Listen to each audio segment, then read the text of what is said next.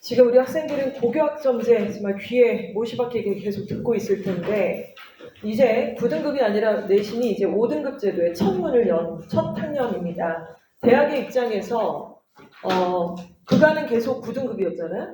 그러니까 대학의 입장에서 이 5등급이라고 하는 부분을 어떻게 해석하고 이거 우리도 같이 이해해서 전략적으로 어떤 대입 전략을 짜야 되는지 그런 것들을 같이 공부하는 시간이 될 것 같습니다. 첫 번째 페이지로 바로 시작을 할게요. 자, 지금 중간고사가 끝났고 기말고사가 이제 한 2주 정도 앞으로 다가와 있는 상황입니다. 중간고사 성적표들 다들 확인을 하셨죠? 네, 생각보다 5등급이라서 만만할 줄 알았는데 생각보다 약간 만만치 않다. 이제 이런 분위기도 많이 있고요.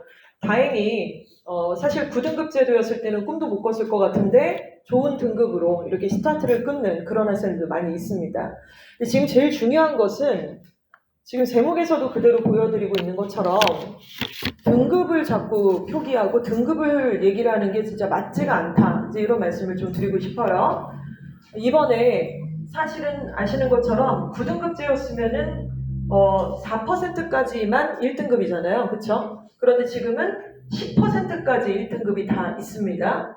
그리고 2등급은 너무너무 혜자스러워서 34%. 장난 아니에요. 그러니까 지금 2등급이라고 하는 이 안에 기존에는 3등급도 들어가 있고 막 섞여 있는 거 아니겠습니까? 그래서 34%까지가 2등급이고 그리고 이제 저희가 3등급을 중간에 잘랐는데 만약에 40%를 넘어가는 3등급이다. 이거 노답이에요. 솔직히 말씀드려서. 그래서 지금 무슨 말씀드리냐면은 등급이 중요한 게 아니라 퍼센테이지를 확인하시라는 거예요. 자, 그런데 이번 성적표 보시니까 퍼센테이지 나와 있으시던가요? 나와 있으시죠? 저희 이거 미리 좀 파악을 하고 싶어가지고 사실 저희가 이제 뒤에서 말씀드린 특별관리 프로그램이 있습니다. SMP라고 해서 오늘도 해당 학생들이 지금 10명 이상이 지금 참석을 하고 있는데 SMP를 선별하기 위해 좀 빠르게 이걸 진행을 해야 되기 때문에 성적표가 나오기 전에 사실은 완전 1등급 말고 노력하는 데 의지도 있는 딱 어느 단계에 있는 아이들을 저희가 대상자로 선정을 하고 싶었어요. 그러려면 등급으로 이렇게 퉁쳐져 있는 거 말고 여실한 퍼센테이지가 필요했거든요. 근데 아직 그때 당시에는 성적표가 나와 있지 않은 터라 아이들이 퍼센테이지 모르는데요? 그래서 이러는 거예요. 근데 이거는 성적표 안 나와도 충분히 확인 가능하죠. 선생님한테 가서 저 영어랑 수학이랑 국어 이거 몇 퍼센트예요 선생님 좀 알려주세요 라고 했을 때 한 학교 빼고는 다 미리 파악을 해주셨습니다. 그래서 일단 학부모님들이 이번에 등급으로 매몰되어 있는 이 성적표 더군다나 기말도 합산이 안 돼 있지 않습니까 지금. 그래서 이런 성적표 보실 때에 꼭 퍼센테이지를 좀 확인하셔라. 이 말씀을 거듭 좀 강조드리고 싶습니다. 자, 그러면 일단 저희가 지금 그래서 조금 더 디테일하게 등급으로 얘기 안 하고요. 퍼센테이지로 좀 얘기를 하려고 해요. 자, 귀대계 자녀께서 지금 앉아 계신 학부님이 귀대계 자녀께서 1등급이 나왔어요. 국어, 영어, 수학, 통사, 통과가 다 1등급이 나왔습니다. 자, 그런데 퍼센테이지를 봤더니 10% 언저리의 1등급이 아니라 완전 앞이에요. 4%. 그럼 얘는 이제 9등급제도였었어도 1등급 아닙니까? 자, 이 친구들이 있을 거예요. 그러면 이제 엄마 아빠랑 아이가 나는 1등급인데 다 똑같은 1등급이 아니잖아요. 급이 달라요. 얘한테는 가장 중요한 관리 포인트가 뭘까요? 생기부죠, 생기부. 그것도 차별화된 생기부의 관리가 필요합니다. 맞죠? 왜냐하면 우리 학교에서는 1등급을 일단은 선권을 했고 그런데 최상위권이라는 게 밝혀졌어요. 그럼 이제 경쟁은 누구랑 하나요? 우수일반고, 특목자사고 얘네들하고 지금 맞짱을 떠야 되는 이 리그가 달라진 거예요. 어떻게 보면. 그러니 우리 학교에서야 당연히 좋은 프로그램을 얘한테 우선순위가 어느 정도 있고 아이도 싹수가 있으니까 지금 내신도 좋고 이렇게 할 텐데 이 안에서 매몰될 게 아니라 경쟁자, 눈에 보이지 않는 다른 학교의 우수한 경쟁자들을 의식을 해서 차별화된 생기부 관리를 당연히 받으셔야 되겠죠. 그렇죠? 자, 이들은 이렇습니다. 자, 그리고 1등급이긴 한데요. 저렇게 4%, 5%이 정도는 아니고 한 7%예요. 그리고 이제 어떤 과목은 또 2가 나왔어요. 그래서 1에서 2가 왔다 갔다 해서 한 7%에서 16% 안에 들어갔다. 이 정도가 있을 겁니다. 맞죠? 그러니까 이 친구들의 목표는 뭐다? 일단은 2가 섞여있는 이 과목들을 깔끔하게 일쪽으로 던질 수 있는 전략을 좀 짜야겠죠. 영어는 1이 나왔는데 뭐 수학이 이렇다, 국어가 이렇다 이랬을 때 당연히 앞쪽으로 들어갈 수 있는 관리를 하면 되는데 이게 그렇게 어려운 게 아니라 일단 첫 번째는 분석을 했었어야 되는 거죠. 틀린 문제들, 유형들, 어디가 약하고 그래서 기말고사 때는 어떤 전략으로 대비를 해야 되는가. 이거는요. 제가 지금 뜬구름 잡는 얘기가 아니라 담당 강사 전공자한테 얘기하면 딱 답이 나와 있는 거예요. 이게 무슨 치명적인 무슨 불치병이 아니지 않습니까? 그리고 얘가 막 5만 군데서 다다다다닥 틀린 스타일이 아니잖아요, 지금. 그 2등급 원저리에 있다는 얘기는. 그래서 한두 문제를 더 맞는 것과 동시에 이제 등급을 탈환할 수 있기 때문에 이런 전략들이 좀 세부적으로 들어가야 되는 상황이라고 볼 수가 있겠습니다. 자, 세 번째 그룹인데요. 세 번째 그룹은 다 2등급이에요, 얘가. 이번에 다 2등급 정도가 나왔다고 칠게요. 그래서 20%에서 30% 안에 속해 있습니다. 자, 이 친구들은 예년으로 따지면 이게 2등급이 아니에요, 지금. 인정? 3등급 정도. 이렇게 왔다 갔다 하는 거죠. 그럼 사실은 3등급이면 대학을 못 가서 인서울을요. 근데 지금 기회가 사실은 어떻게 보면 온 건데, 일단 이 친구들의 목표도 역시나 2등급의 안쪽으로 좀 들어가자. 이걸 목표로 삼아야지 물정 모르고 2라고 찍혀있으니까 다 똑같은 인 줄 알고서 다음에 1 가자! 뭐 이래버리면 지금 이게 좀 안 맞습니다. 지금 퍼센테이지를 보고서 목표를 소수점으로 잡는 게 보다 현실적이고 아이랑 호흡도 잘 맞출 수 있는 전략이다. 이제 이런 말씀을 드리게 되죠. 자, 그리고 또 뒷부분으로 가면은 2등급과 3등급이 와리가리 섞여있는 등급들이 분명히 있습니다. 자, 이 친구들은 31%에서 40% 안에 들어있는 친구들인데요. 자, 그래서 등급에 2도 있고 3도 있어요. 그리고 퍼센테이지 보시면 꼭 기억하세요. 31%에서 40% 정도 안에 들어있습니다. 그러면 인정하기 싫어도 어찌됐건 여기에 속해 있다 그러면 일단 목표는 3이라는 숫자는 굉장히 위험해요. 이걸 조금 계속 가져가는 순간 사실은 대학을 가기 좀 어렵다 이렇게 볼 수도 있는 상황이라서 그러니까 사실은 저거 뭐예요? 9등급제로 따지면 4등급이에요. 그래서 이쪽으로 2라는 숫자 쪽으로 넘어가서 점핑을 해야 되는 이 등급인데 저희가 여기 이제 실제로 계셔서도 그렇지만은 사실은 이제 SMP라고 해서 스페셜 매니지먼트 프로그램이라고 해서 저희가 아이들하고 담당 강사가 추천을 했어요. 그러니까 뭐냐면 공부를 제대로 중학교 때 그렇게 빡세게 해본 적은 없는 거예요. 그래서 오답 노트를 작성한다던가 시험에 플래너를 작성을 한다던가 시험 대비를 근본적으로 제대로 뼈 때리게 할 수 있냐면은 그런 경험이 좀 부족한 거죠. 근데 얘가 어떠냐면은 의지가 있어요. 그리고 더 중요한 건 뭐다? 엄마가 의지가 있으세요. 엄마가. 애는 애고 집에서는 아예 모르겠어요. 그냥 저는 애한테 맡겨놓고 이러면 여기에 할 수가 없고 일단 이게 삼합이 딱 맞춰졌을 때 대상자가 됐는데 솔직히 딱 여기에만 속해 있지 않고요. 요 앞쪽에 있는 아이들도 있습니다. 그래서 뭐 못한다 이렇게 생각하실 게 아니라 그래서 그 친구들이 선정이 됐고 그 아이들에게 어떤 관리를 하는지는 뒤에 되게 자세하게 말씀을 좀 드리도록 할 거예요. 그래서 지금 이 친구들 그리고 여기 이 앞에 있는 친구들은 지금 어떤 상황이냐면 일단 어머님들은 좀 모르실 수도 있고 심지어 본인도 잘 모를 수 있는데 시험을 잘 볼 수가 없어요. 5등급 제도에서 3이 나오고 2가 섞여 있다 막 이래버리면 이건 뭐냐면 그냥 돈만 쓰고 있는 거예요. 어떻게 보면. 진짜 솔직히 말씀드려서. 그리고 그냥 뭐 70몇 점이다, 80몇 점이다 이렇게 얘기하시는데 지금 그렇게 그 뭔가 이렇게 자족할 상황이 아니에요. 옛날 같으면 4 나온 거라니까요. 그럼 4 나왔으면 그때는 직관적으로 이렇게 탁 오잖아요. 대박, 4야? 미쳤네. 큰일 났네. 이런 느낌인데 2도 있고 3도 있으니까 괜찮지 않나? 좀 열심히 하면 1 갈 수 있지 않나? 이렇게 생각하시는데 일단 자원이 얘가 그 경험치가 너무 없다고요. 하고는 쉽죠. 열심히 하고 잘하려고 하고 노력도 하고 게으르진 않은데 할 수가 없다니까요. 그래서 그 아이들을 관리하는 분들이 상당히 좀 필요한 상태라서 말씀을 드리도록 할 겁니다. 첫 번째 이 페이지에서 가장 우리가 중요하게 생각하는 거는 반드시 퍼센테이지를 꼭 하셔라.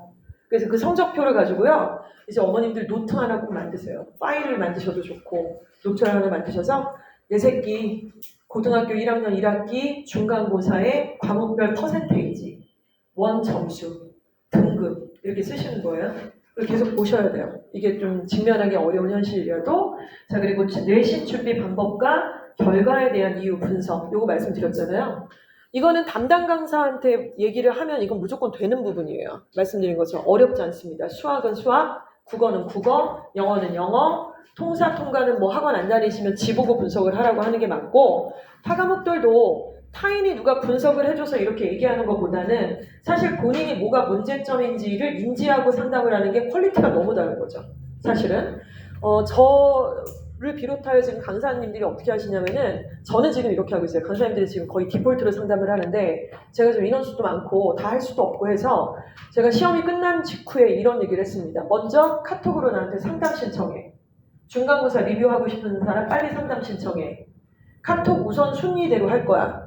신청 안 하면 제일 뒤로 늦춰줄 줄 알아. 이제 이렇게 얘기했더니 여자 아이들이니까 이제 다다다다 저 상담하고 싶어요. 이제 이래가지고 카톡으로 왔어요. 그래서 뭐 매 시간마다 지금 거의 하루에 한 4-5명씩 이렇게 진행을 하고 있는데, 시험지를 가져오는 게 디폴트입니다.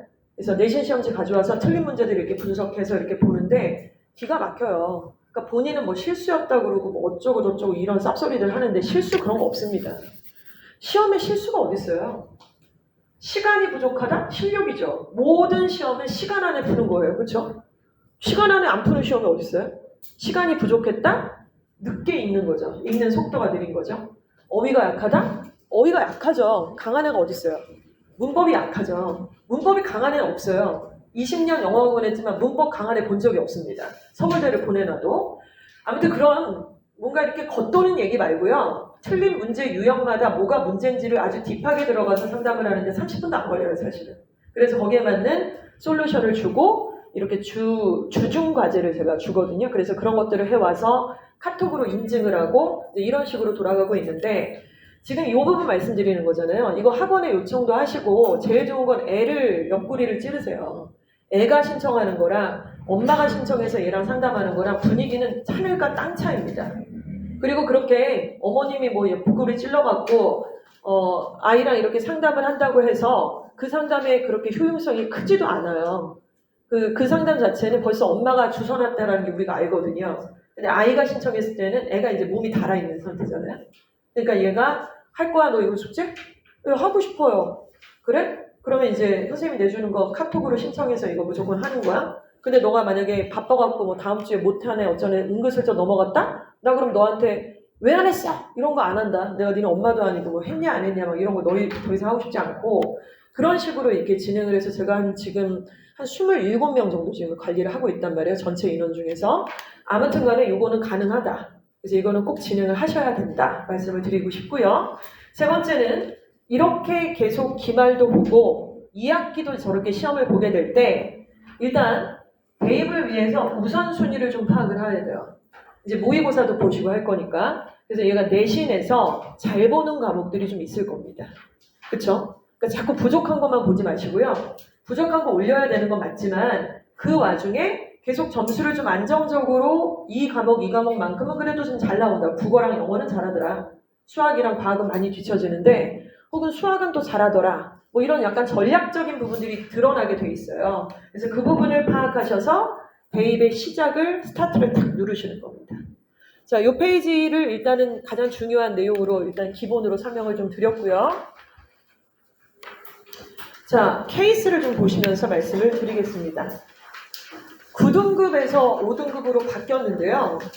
이게 이제 고등학교도 이게 처음이고 대학교에서도 이런 애들을 받는 게 처음이잖아요. 이럴 때 대학에서는 과연 이 아이들을 어떤 식으로 환산을 할 것이며 뭐가 유불릴까에 대해서 엄청 고민을 해봤습니다. 지금 아직 뭔가 이렇게 드러나 있는 데이터들이 없으니까. 자, 그러다가 정말 놀라운 사실을 발견하게 된 거예요. 자, 보시면 기존에는 이제 4%까지 1등급, 11%까지가 2등급, 23%까지가 3등급입니다. 그렇죠? 근데 지금 보시면은 우리 지금 5등급에서는 여기까지가 1등급, 10%까지, 그리고 쫙 해서 3, 4등급을 받을 만한 아이들이 2에서 다 끊어졌단 말이에요. 그리고 이제 4등급으로 넘어가는 애들이, 얘네들이 이제 3등급이 되는 거죠. 그래서 아까 좀 앞 페이지에서는 이걸 우리식대로 좀 표현을 드렸잖아요. 4가지 부류로. 자, 이 와중에 A라는 학생이 있습니다. 얘는 보시면요. 국어가 6%, 수학이 5%, 영어 통사 통과가 5% 안에 들어가지고 얘는 뭐예요? 올 1등급을 받은 케이스죠. 자, 이걸 봤을 때 엄마도 태어나서 나 고딩 엄마 처음이야. 애도 나도 고딩 처음이야. 그리고 뭐 5등급도 처음인데 다 처음이래. 첫 만남이야.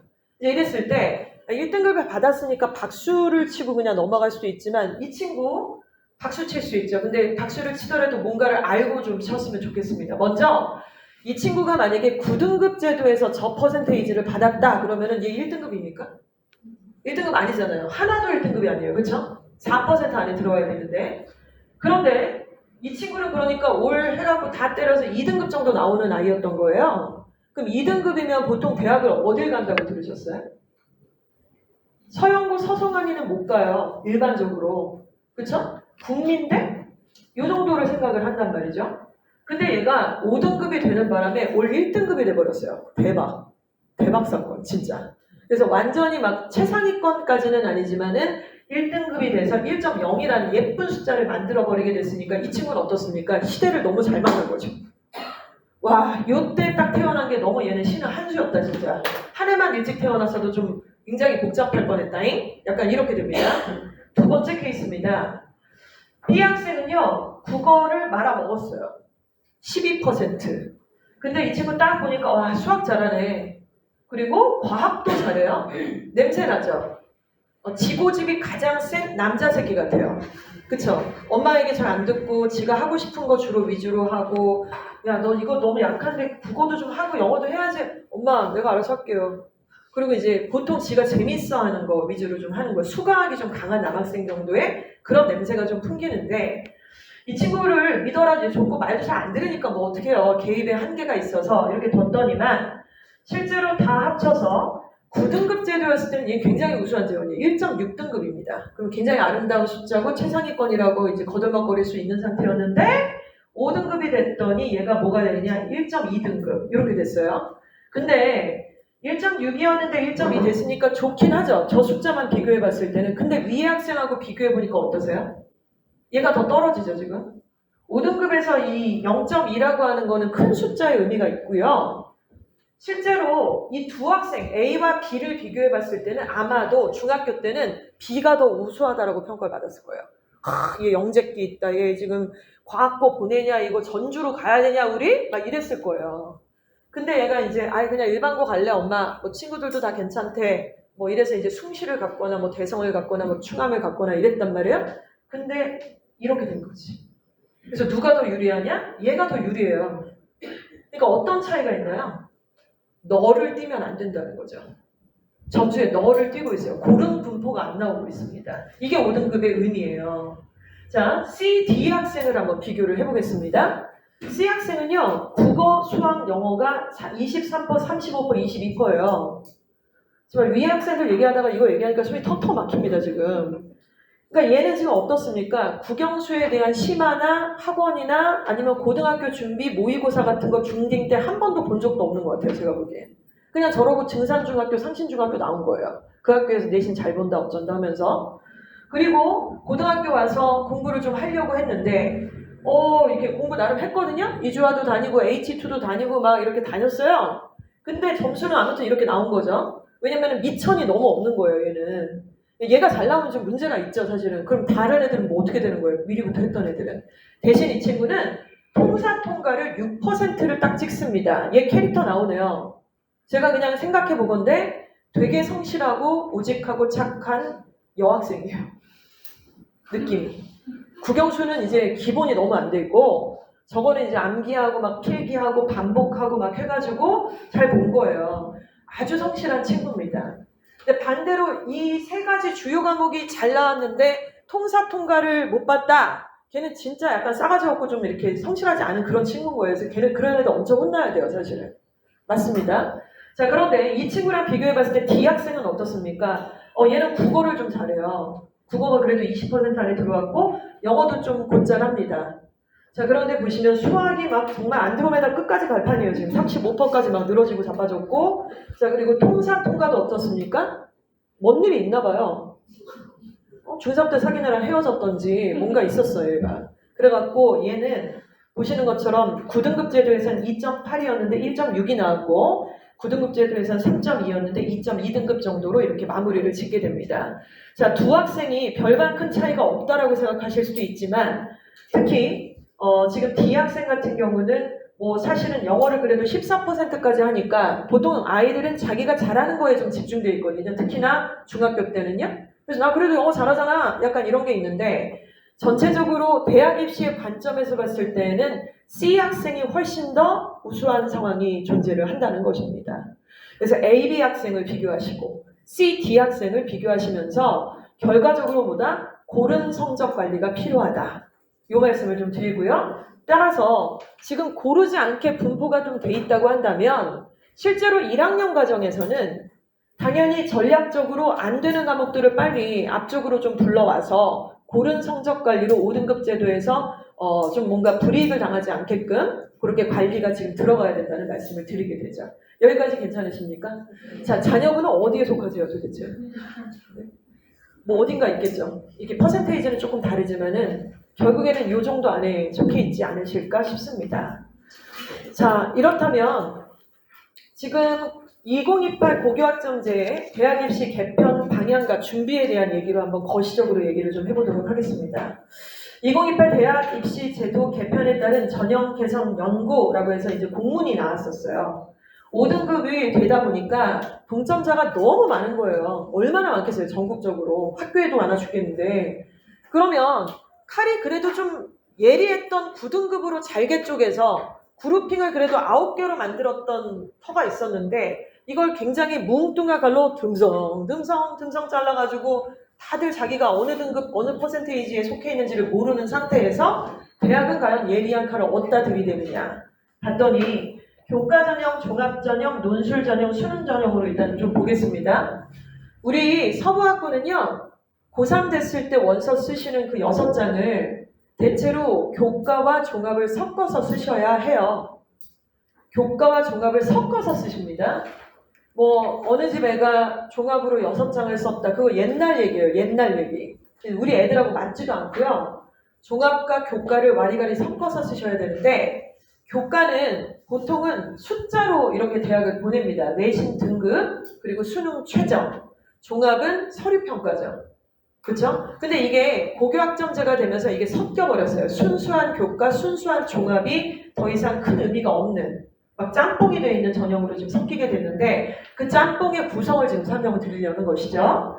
학생부 교과 전형은 기존에는 교과 성적하고 수능 최저만 있으면은 탕탕탕 합격이 되는 그래서 어떻습니까? 숫자를 예상해서 원서를 쓰기 때문에 얘가 붙을지 떨어질지가 자명히 보이는 상태에서 쓰는 전형이죠. 근데 여기서 교과 종합평가를 하겠다라는 부분이 파란 색깔이 짬뽕에서 들어가는 거예요. 이게 교과 종합평가를 하겠다는 얘기는 생기부를 보겠다는 거죠. 그러니까 순수한 교과가 이제 거의 사라지기 시작하고 실제로 우리 아이들이 대입을 치르게 되는 내후년도에 저렇게 된다는 게 아니고요. 대학들은 이미 저렇게 뽑고 있어요. 경희대, 중앙대 다 이렇게 지금 뽑고 있습니다. 그래서 우리가 교과 전형에서도 서류평가를 하겠다. 그래서 지금 대학 들어간 아이들, 대학교 2학년 아이들도 다 그렇게 해서 지금 뽑고 있는 거예요. 왜냐면 고교학점제 오늘부터 1일이야? 이럴 수 없거든요. 이걸 준비를 해야 되기 때문에. 자, 그리고 종합전형에서는 종합전형은 진짜 서류만 보는 거였잖아요. 생기부 보고 필요하면 면접 보고 했는데 생기부 보고 면접 보고 수능 최저 등급 갖고 와. 그것도 봐야겠어. 왜? 내신 5등급제도 니네 고등학교에서 낸 내신 몇 등급인지 내가 그걸 어떻게 믿냐? 이래서 당연히 수능의 최저를 각 학교마다 자기 기준에 맞춰서 제시를 하고 그 기준들을 가지고 오라는 것까지가 포함이 되어 있습니다. 다 짬뽕돼 있죠. 자, 그리고 논술은 논술고사, 그 각 대학에서 내는 논술고사와 수능 최저를 가지면 됐었는데 여기도 이제 출결 및 교과 성적을 보겠다. 이런 부분들이 들어가게 됩니다. 자, 심지어 정시로 넘어가게 됐을 때에도 우리 수능에서 1안, 2안, 3안이 지금 고려사항에 있는데 학생부 출결 및 교과 성적도 보겠다. 학생부 출결 및 교과 이수 과목 학점을 보겠다. 학생부 교과 종합평가를 보겠다. 이런 것들이 포함되고 있고 현재는 서울대 포함하여 몇 개 학교가 지금 그렇게 진행을 실제로도 정시에서도 생기부를 보고 있는 상태인 거죠. 그래서 뭐 하나가 이렇게 추려지지가 않고 조금 짬뽕스 이런 느낌인데 아유 복잡해 죽겠네. 뭐 어떻게 하라는 건가 고민하실 게 없어요. 어차피 교과랑 종합으로 쓰려고 했었어요.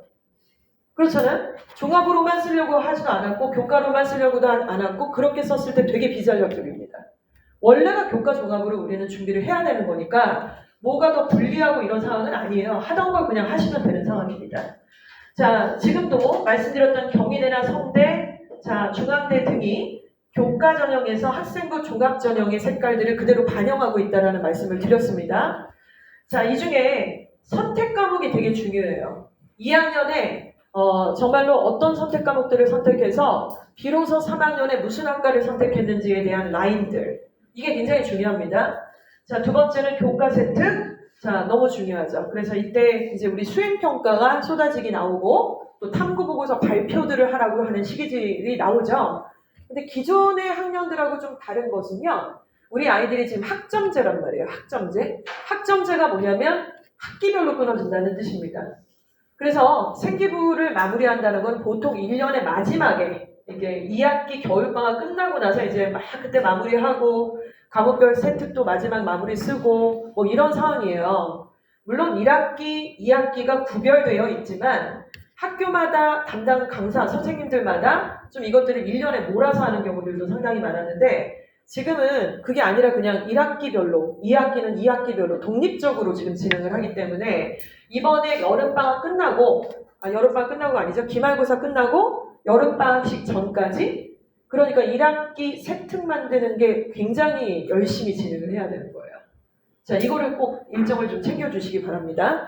그래서 기말고사 끝나고 아우 수고했다. 엄마가 학교에 뭐 체험학습 이거 써갖고 뭐 오키나와 가자? 이러면 안 돼요.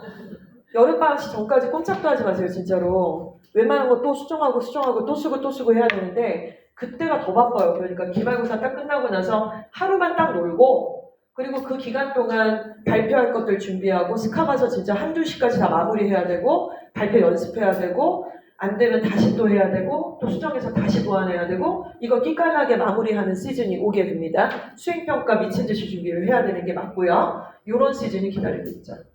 자, 그래서 결국 동점 학생들을 어떻게 걸러내느냐라고 했을 때 일단 내신 등급 그리고 수능의 최저 자 그리고 생기부 이렇게 트라이앵글 세 가지로 걸러내겠다라는 게 지금까지의 발표안이라고 보시면 되겠죠. 그리고 뭐가 있어요, 솔직히. 갑자기 뭘 더 할 수는 없잖아요. 이런 상황이라고 보시면 되겠습니다. 자, 우리 지금은 이제 여름방학을 코앞에 두고 있는데 이게 오타가 아니고 1학년 겨울방학이라는 타이틀을 걸었어요. 지금 우리 친구들이 굉장히 다양한 등급을 이번에 받았을 텐데 사실은 뭐 너무나 만족한다. 드디어 해냈구나. 이런 애가 몇이나 있겠어요. 거의 없다고 봐야죠. 그리고 그들은 또 그들만의 고민이 또 있습니다. 자, 그런데 만약에 2등급, 3등급이 섞여 있다 이러면은 진짜 좀 빨간불 들어온 거거든요. 앞서 말씀드린 것처럼 공부를 제대로 해본 적이 없어요. 그걸 제가 그냥 단순하게 말씀드릴게요. 중학교 때 주말에 애 뭐 했어요? 토요일 날, 일요일 날. 공부를 좀 하던가요? 학원을 보내셨나요, 혹시? 학원을 얘기하는 게 아니라 그때 만약에 예를 들어서 일주일에 중3 때 특히나 그래도 여름방학 뭐 그때부터는 최소한 일주일에 한 번씩 국어 모의고사를 그래도 한 회씩은 풀었다. 아니면 하프 모의고사를 풀었다. 영어도 마찬가지고. 자, 이런 것들이 진행이 돼서 자기가 주도적으로 학원만 쫓아가서 이렇게 진도를 뺀 게 아니라 이런 공부를 해본 적이 있느냐. 그러니까 결국에는 고등학교 1학년 과정에 대해서 모의고사가 어떻게 나오는지 그리고 단어로 따지면 단어 수준까지를 어디까지 끌고 갔는지가 중학교 3학년 주말에 좀 공부가 되어 있었어야지 되는 게 맞습니다. 근데 중학교 3학년이고 뭐 오바지 지금 뭐 벌써부터 뭐 여러 가지 이유들 때문에 안 했다 그러면 그냥 중학교 내신만 친 거잖아요. 걔가 공부를 잘할 리가 없죠. 그러니까 이런 친구들은 실제로 지금 시작한다고 해서 이번 기말에 잘 볼 수는 없어요. 그걸 목표로 삼으시면 진짜 곤란합니다. 그래서 장기 목표는 겨울방학이에요, 겨울방학. 그래서 겨울방학 때 우리가 어떻게 해야 되냐면 겨울방학 왔다 칠게요. 그럼 1학기 성적 다 나왔죠? 2학기 성적 다 나왔죠? 그리고 모의고사 지난 6월 4일날 모평 봤죠? 그리고 9월에 모평 한 번 또 보고 마지막 중요한 건 10월 14일에 모고를 한 번 더 봅니다. 마지막 10월 모고가 굉장히 중요한 기준이 될 거예요. 그래서 그 10월 모고랑 1학년 내내 동안에 두 개 학교의 성적이 나와 있는 그 시점은 얘가 지원이 가능한 대학의 얼굴이 탁 나와서 마주보는 시간이 있을 거예요. 그걸 크게 벗어나지 않습니다. 생각보다. 그래서 그때는 거의 결정이 난다. 이렇게 봐야 돼서 저희가 목표를 겨울방학으로 잡게 되는 거예요. 지금부터. 자, 그러면 일단 원서를 우리가 나중에 고3 때 쓰긴 쓰겠지만 겨울방학이 되면 이 친구의 그 숫자적인 데이터를 가지고서 수시 지원에서 안정적으로 합격각이다 라고 하는 대학들이 딱 2개 정도 나와요. 그거를 딱 바텀에 딱 밟고 인정을 해야 돼요, 일단. 근데 막 들으면 가슴이 아프고 그 대학이 어딘지 막 찾아봐야 되고 그런 대학이 있었어 엄마? 막 이러고 엄마도 막 시끄러 새끼야 막 이러고 이러면 이제 분위기가 안 좋아져서 안 할 수도 있죠, 상담은. 하는 사람보다 안 하는 사람이 더 많죠, 사실은. 그쵸? 근데 이게 문제가 되는 게 이때부터 뭔 일이 벌어지면 짝퉁이 생겨요. 짝퉁. 짝퉁 뭔지 아시죠? 본인이 본인을 속여버려. 그런 경우 많습니다, 생각보다. 엄마 아빠도 몰라요, 얘 성적을. 왜냐면 안 보여주니까. 그리고 좀 보여줬지만 그게 잘 모르겠어. 막 이렇게 되기도 하고 아이도 바깥에서 봤을 때는 공부 되게 열심히 하는 것 같아 보이거든요. 학교에서도 그렇고. 그러나 실제로 자기가 직면해서 내가 지원이 가능한 안정지원의 대학이 어느 정도 선인지에 대한 직면이 없으면 허공에 둥둥 뜬 채로 자기 정체성이 없어지는 거죠. 그렇게 허송세월하는 경우들이 진짜 많습니다, 생각보다. 그래서 만약에 그 대학이 수원대다, 강원대다, 현실 직시해야죠. 주제 파악해야죠. 남이 지금 싸는 걸 지가 억지로 뭘 억울하게 그런 일을 덮는 게 아니잖아요, 사실은. 그러면 이 부분을 인정을 해서 이 8번 대학교 8개 라인이 있는데 마지막을 보통 저희가 이제 수원대나 강원대 정도로 보시면 맞으세요. 여기를 찍고 인천대, 가천대, 경기대로 부를 거냐 목표로, 아니면 인천, 가천, 경기대 정도를 딱 바텀으로 안정지원으로 찍고 동국대, 건국대, 숭실대, 숙대, 국민대까지를 던질 거냐, 이런 것들을 만드는 게 이번 겨울이에요. 그래서 그걸 해야 돼요. 그러니까 지금 아직 결정이 되진 않았으나 이 과정 중에 있다고 보시는 게 맞겠죠. 자, 그렇다면 안정의 위치는, 안정이라는 거는 그 대학을 썼을 때 이건 거의 100% 붙을 각이야 이건데, 그거는 교과 전형을 얘기하는 거예요. 왜냐면 교과 전형은 예측이 가능하니까 점수로 하는 거라서. 자, 그런데 종합 전형은 아직 서류가 나와 있지도 않고, 물론 내신은 나와 있지만, 그리고 종합 전형은 여러 가지 고려할 것들이 있기 때문에 이게 여실히 숫자로 예측을 하기가 어렵습니다. 그래서 이제 대학 보내보신 학부모님들은 그런 얘기 하잖아요. 학종은 붙어도 왜 붙었는지도 모르겠고 떨어져도 왜 떨어졌는지 모르겠다는 거예요. 운이 좋았네 나빴네 하지만 그것도 사실은 반은 맞지만 반은 틀린 말이죠. 어찌됐건 그래서 안정지원이라는 것은 교과 전형을 얘기를 해요. 그러니까 숫자적으로 얘 모의고사 내신 점수 나왔으니까 교과로 여기 정도는 쌉가능이다. 이게 나오죠. 그러면 여기 가라소리가 아니에요. 거기 안정으로 딱 하고 위로 던지는데 어디까지 던질 거냐. 여기 던지고 싶어? 그러면 너 내신 지금 똥 싸놓은 이 수학 어떻게 할 거야? 몇 점까지 오를 거야? 너 겨울방학 때 내신 어떻게 계획을 짜야 되니? 너 최저가 지금 간당간당 한다잉? 너 1학년이니까 이 정도 나왔지. 2학년 되고 3학년 돼서 재수 반수행 들어오면 등급이 조금 떨어질 텐데 지금 굉장히 잘해지고 있고 등급도 안정적이긴 하지만 어찌됐건 조금 올리긴 해야 돼. 안정적으로 3합으로 갈 건지 4합으로 갈 건지 이런 것들을 바타서 목표를 세우는 거예요. 그래야 겨울방학에 플랜이 세워지죠. 무조건 열심히 해! 소고기! 이렇게 하는 게 아니라 뭔가 숫자적인 목표를 세워야 된다는 말씀을 드리게 됩니다. 자, 그러면 이런 목표를 우리가 겨울방학 때 상담을 해서 진행을 하려면 교과 전형의 우선순위가 있겠죠? 교과 전형에서 제일 중요한 게 뭐라고 생각하세요? 교과 전형에서.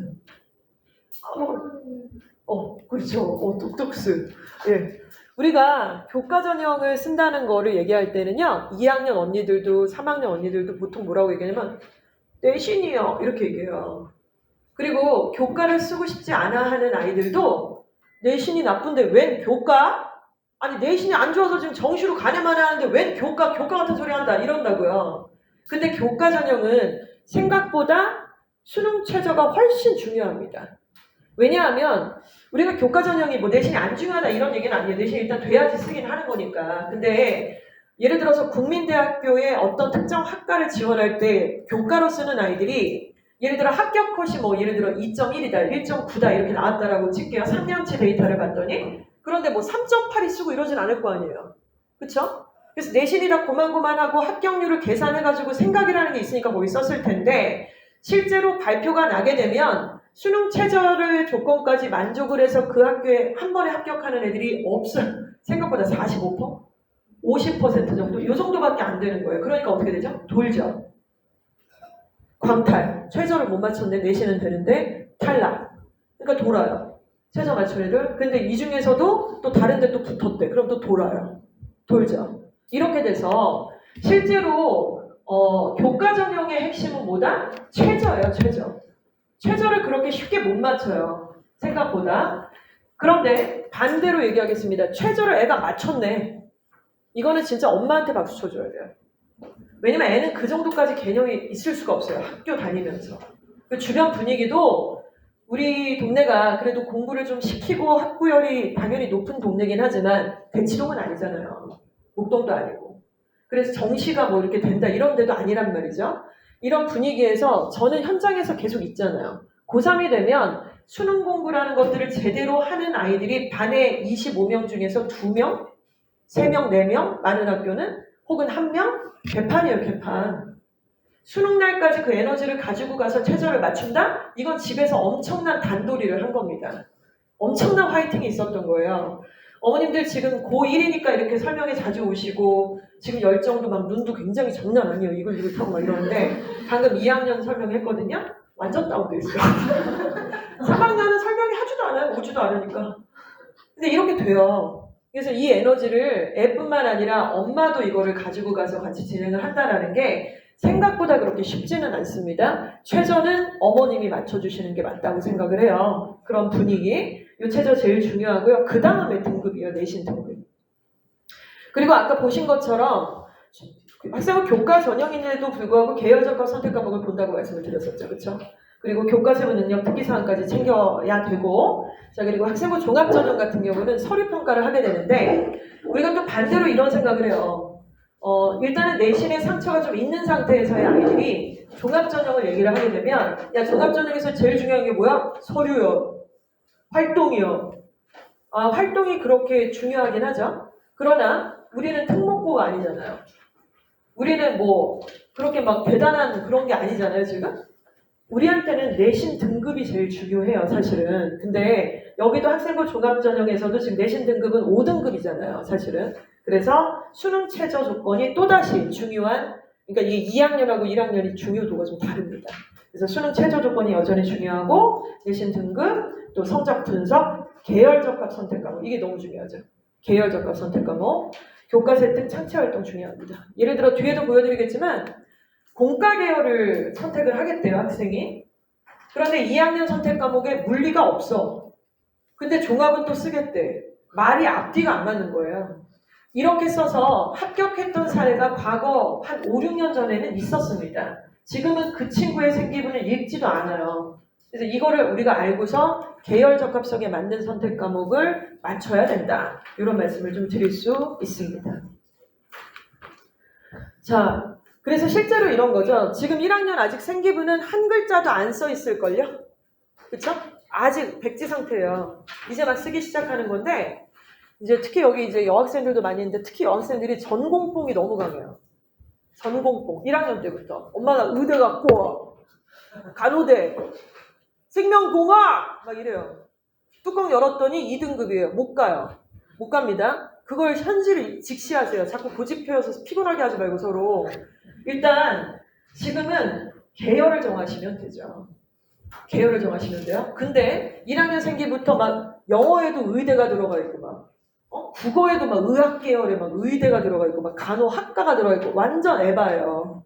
각 대학에서 제발 그러지 말라고 여러 발표문들을 통해서 이미 계속해서 독려하고 인지해주고 공지가 나오고 있는데 심지어 각 학교의 선생님들조차도 이거에 대한 인지가 안 돼 있어서 국어 세특 쓸 때 막 거기다가 애 전공 막 써가지고 의학 뭐 어쩌고 생명 어쩌고 막 수학 쓰고 국어 세특을 쓰는데 왜 그걸 왜 써요 지금.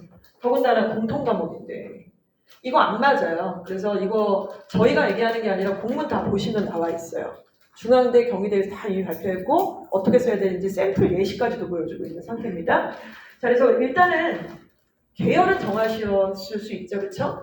여기서 전공 학과를 정하시는 거는 언제 하시는 거냐면 3학년 때. 중간 과정에서는 이제 계열 정했으면 거기 안에서 좀 융합적인 선택. 이런 게 들어가는 거라 예시를 말씀드리면 1학년 때 공학 계열을 정했습니다. 그럼 이 친구가 2학년 때 이런저런 선택 과목들을 뭘 들어야 되느냐? 수학, 미적분 2, 기하, 확통, 물리화, 영어 전공을 들어가면서 반도체 센서를 이용한 스마트 기술이라고 하는 주제를 가지고 탐구 보고서도 쓰고 수행평가도 연계를 하고 이렇게 가져가다가 비로소 3학년 1학기 때 오케이 이 과정을 거쳤더니만 나는 공학 계열에서도 전자전기공학과를 지원하겠어. 요게 맞죠?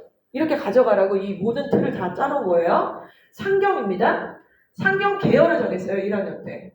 그럼 이 친구는 2학년 선택 과목에서 영어, 화통, 미적분, 토, 사문, 법정, 세계지리 등을 선택을 했고 인구 소멸에 대비한 경제, 경영, 정책에는 무엇이 있을까? 라는 주제를 가지고 탐구 보고서도 쓰고 발표도 하고 활동도 했습니다. 자, 그리고 글로벌 경제 관련 학과를 가는 게 맞죠. 근데 이 과정에서 상경 계열을 선택했다 그러는데 엄마 나 미적분 죽어도 못할 것 같아. 그러면 안 돼요. 그럼 이게 또 안 맞아요. 그렇죠? 그래서 아까 보신 것처럼 계열 적합 성적 관리를 하라고 말씀을 드렸는데 수강을 하는 건 기본이고요. 수강을 하고 나서는 당연히 성적 관리가 들어가야 되는 게 맞겠죠? 그래서 이런 룰을 우리가 조금 기억을 하시는 게 굉장히 중요할 것 같아요. 근데 또 중간에 헷갈리시기도 하고 또 까먹기도 하고 또 학교에서 저렇게 하라는데 저게 맞지 않나? 뭐 이러시기도 할 텐데 계속해서 그래서 한 번 하고 마는 게 아니라 입시 공부라는 게 트랙을 타고 계속 같이 가시는 거죠. 매니저로서. 이게 잘 들어가고 있는지 여부를. 자, 이렇게 보시면 좋을 것 같습니다. 자, 일정표를 좀 말씀을 드릴게요. 지금은 애게 요만큼 왔어요. 요만큼 왔습니다. 1학기 아직 끝나지도 않았어요. 그렇죠? 그래서 제가 이제 교실 들어가서 1, 2, 3학년에 다 얼굴을 보면 1학년에 이렇게 가까이 가서 이렇게 보면 애기 냄새가 날 것 같이 막 그래요. 아직도. 손털도 이렇게 막 보송보송 나고 귀여워. 10학년의 애기 버전? 그러다 2학년 되면 약간 이제 좀 징그럽달까? 3학년 되면 거의 뭐 친구 같아요. 동네 언니 같고 약간 이런 느낌인데 건드리면 안 되고 막 약간 그런 느낌입니다. 지금 1학년 1학기 중간고사를 받고 곧 기말이 앞두어지고 있고요. 이제 여름방학이 오겠죠. 지금 요 시기에 지금 해야 될 것들은 요 1번이에요. 그래서 1학기 성적 100분위 분석. 이거 너무 중요합니다. 그쵸? 이거 완전 100분위 분석 완전히 별표 3개감입니다. 그쵸? 자, 그리고 여름방학의 특별관리. 뭘 특별관리하죠? 고르지 않게 나온 점수들에 대한 특별관리. 그리고 2학기 내신을 봐야 되니까 1학기 기말고사에 대한 분석. 그쵸? 그래서 빵꾸난 거를 메꾸는 거지 선행만 딥다 돌린다고 뭐가 되질 않아요. 남들이 간다고 내가 꼭 가야 되는 건 아닙니다. 선행도 하더라도 2학기까지만 하는 게 맞고 빵꾸가 난 것이 먼저 급선무겠죠. 아무래도 빵꾸 났는데 어떻게 선행을 해요? 그 선행을 어떻게 심화를 해요? 딱 기본만 하는 거지. 그쵸? 그래서 이런 분석이 지금 이제 들어가는 게 맞고요. 그리고는 이제 지금 여름방학부터 이제 2학기, 그리고 내년 이맘때쯤 되시면 이제 2학년 1학기가 마무리가 되는 건데, 그러면 입시 전반에 있어서 50%가 지난 거예요. 10번의 시험을 보고 애들이 원서를 쓰잖아요? 그런데 내년 2학년 1학기는 10번 중에 6번이 끝나는 거니까. 그래서 별로 얼마 안 남았습니다. 자, 요런 상태인데요.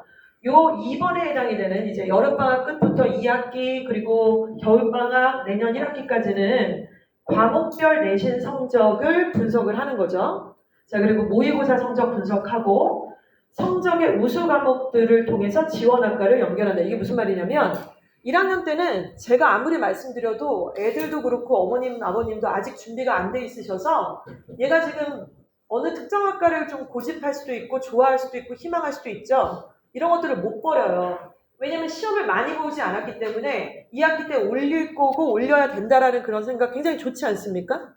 그래서 1학년이 다 끝나요. 근데 갑자기가 아니라 2학기 정도 됐을 때는 이제 결정을 하셔야 돼요. 예를 들어서 뭐 공과 계열이다, 상경 계열이다, 뭐 이렇게 아까 계열들을 정하라고 하셨는데 아이는 공과 계열을 정한다고 자꾸 얘기를 해요. 그런데 보니까 과목의 그 부분들의 과목이 점수가 안 나와요. 그러면 그걸 정하면 안 되죠. 그래서 2학년 됐을 때 고민이 좀 많아요, 학생들이. 2학년 1학기 정도 됐을 때 내가 1학년 때 이제 고집했던 그 학과가 있는데 이걸 다 바꾸는 게 말이 되냐. 생기부가 다 이제 기재가 돼 있는데 생기부가 뭐가 기재가 돼 있어요? 1학년 공통 과목인데 계열 얘기를 했는데, 그래서 그렇게 바꾸는 거는 뭐냐면 잘 나온 과목을 기준으로 관련 학과를 생각을 하는 게 맞죠. 그게 증거잖아요. 기분이나 태도가 아니라 증거. 그 데이터를 가지고 하는 게 맞겠죠? 그래서 지원대학의 위치를 확인하는 거. 이런 것들이 이제 잡아가는 과정이라고 볼 수가 있습니다.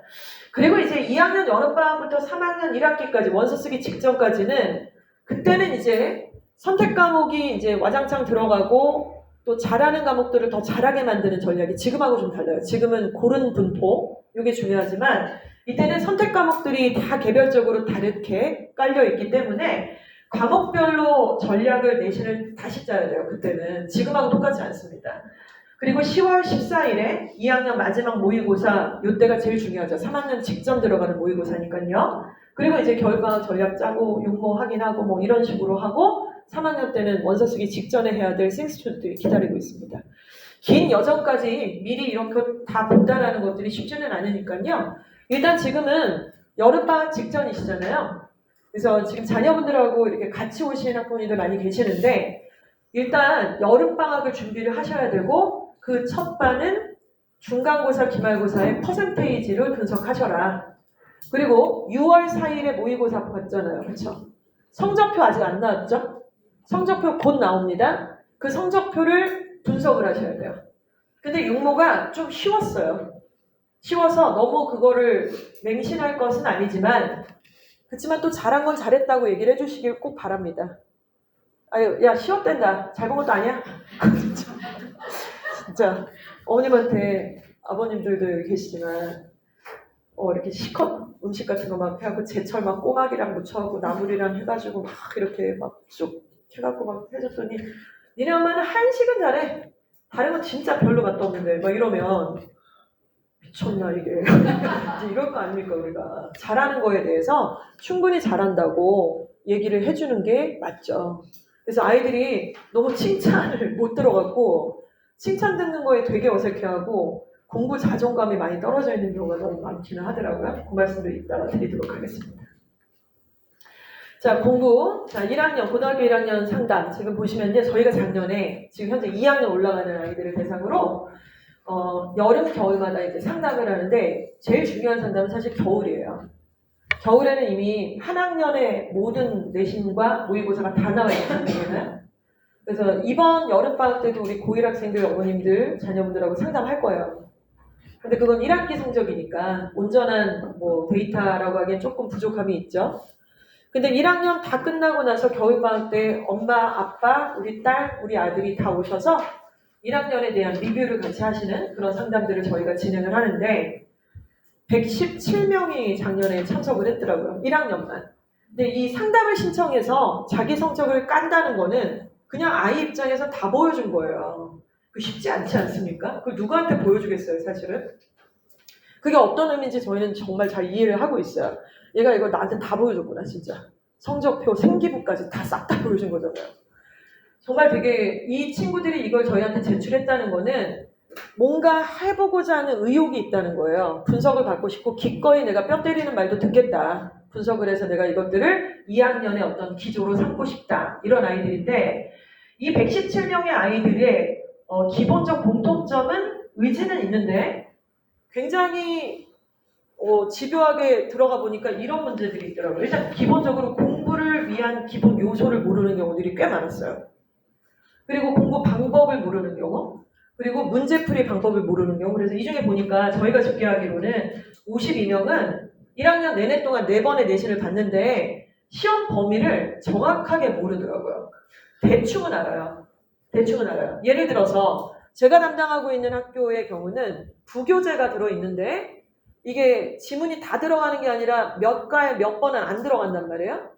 그리고 그것뿐만, 그거 다 선생님들 다 얘기해 주니까 애들이 다 체크를 할 텐데 어떤 새끼는 체크를 안 하는 거지. 어차피 지 친구가 옆에 있으니까. 그리고 혹은 예를 들어서 셀프 스터디라고 던져주는 그 과들이 있는데 그 진도 안 나가는데 거기는 문법이 안 나와요. 서술형도 안 나와요. 근데 혼자 문법 공부하고 앉았어요. 꽤 돼요, 이런 애들이. 그리고 중간에 시험 범위를 약간 바꿀 수도 있고 추가될 수도 있는데 애가 전두엽이 덜 큰 거죠. 그러니까 집집마다 아시잖아요, 걔 상태를. 그래서 걔가 이거를 좀 뭔가 똑소리나게 못 챙겨요. 빠릿하게 못 챙긴다는 거예요. 그러니까 엄한 짓 하고 있을 수 있죠. 그리고 시험 준비를 제대로 5주, 4주, 3주, 2주, 1주 하는 방법을 몰라. 그리고 문제를 못 읽어요. 장문을 못 읽어요. 일단은 못 읽는 애들 꽤 많고 그 어머님들한테도 갑자기 이렇게 긴 글 읽으라 그러면 지금 요즘 힘드실걸요? 우리가 유튜브나 쇼츠에 좀 익숙해 있으니까 뭐 귀 아프게 많은 얘기들이 있지 않습니까? 쇼츠를 보다 보면은 또 유튜브도 길게 느껴지더라고요. 유튜브도 못 보겠어요. 자꾸 스킵하고 또 누르고 쓸데없는 거 있으면 막 이렇게 되지 않습니까? 그런데 그 상태에서 책을 읽는다는 것은 정말 좀 잘 시프트가 안 됐던걸요? 근데 아이들은 더 심하죠. 계속 이걸 달고 있으니까. 자, 51명의 학생들은 일단 공부 방법을 모르는데 아까 앞서 보여드렸던 A, B, C, D 학생들 있잖아요. C 학생이나 D 학생은 공부 방법을 모르는 거예요. 그래서 과목별 편차가 엄청 심합니다. 그리고 오답 정리 같은 거 해본 적이 없어요. 혹은 시험지를 방치해요. 시험지 어딨니? 집에 어딘가 있을 텐데 이지랄해요. 야, 그 시험지는 그럼 이 세상에 존재하지 않네? 너도 모르고 엄마도 모르신다 그러고 어디 있는지 너도 모른다 그러고 영원히 존재하지 않네 그러면? 그러면 어떻게 계획을 짜죠? 그리고 모의고사 준비는 해본 적이 없어요. 그래서 70분 동안 앉아서 그 문제를 풀어내려야 되는데 이게 너무나 힘들지 않겠습니까? 읽어내려가지 못하고. 자, 근데 이 정도까지는 아니지만 또 어떤 학생들은 시간이 부족하다라는 얘기들을 또 많이 합니다. 내신도 중학교 때랑은 참 달리 시간 부족을 호소하는 학생들이 꽤 있어요. 일단 이거는 이제 약간 울렁증 있는 경우들도 있고 혹은 문제를 정확하게 빠른 속도로 읽어내지 못하는 부분도 있고 여러 가지 요인들이 있다고 보는데 이제 아무튼 간에 각계각층의 이런 노고들이 좀 있더라는 것이죠. 고충들이 좀 있습니다. 근데 이들이 다 얘기해요. 누구도 이거에 대해서 가르쳐 준 적이 없었다.